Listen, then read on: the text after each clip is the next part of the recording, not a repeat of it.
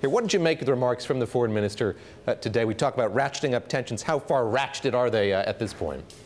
The rhetoric is getting, super heated on both sides, and we've always been used to that with North Korea. What's unusual is seeing much more of that from the U.S. end.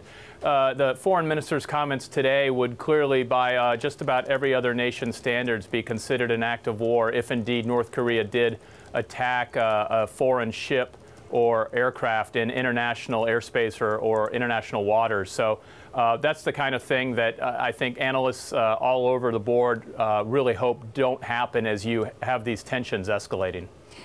You know, this is not the first time that North Korea says that the U.S. has declared war on them. But given that the Pentagon has just recently sent warplanes near North Korea, how much more problematic or dangerous is the situation now? Well, technically, North Korea and South Korea have been at war at some level since the 1950s. There's never been a peace treaty signed between the nations. The U.S. is obviously a strongest ally of South Korea. And North Korea has repeatedly said that the armistice, in effect, is invalid. So there's always been this heightened tension. But, the U.S., yes, as the war of words has heated up, the U.S. is sending more of its forces from its bases in Guam.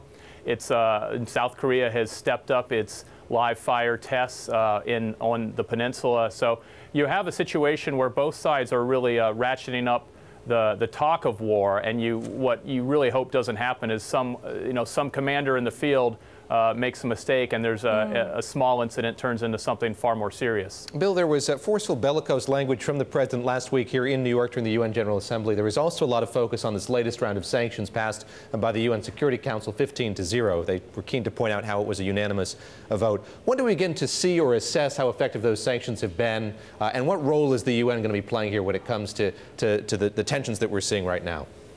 Well, I think the U.S. goal through the UN is going to be making sure that countries like China in particular, but also Russia, do a lot more to crack down and enforce the sanctions that have been passed. The U.S. has been clear that these things will take weeks or even months to really take a bite out of North Korea's economy, though they are saying that they're already seeing some signs, whether it's longer gas lines in North Korea or a change in policy in terms of some rationing, things like that. But typically sanctions take, they do take months to take a bite out of an economy.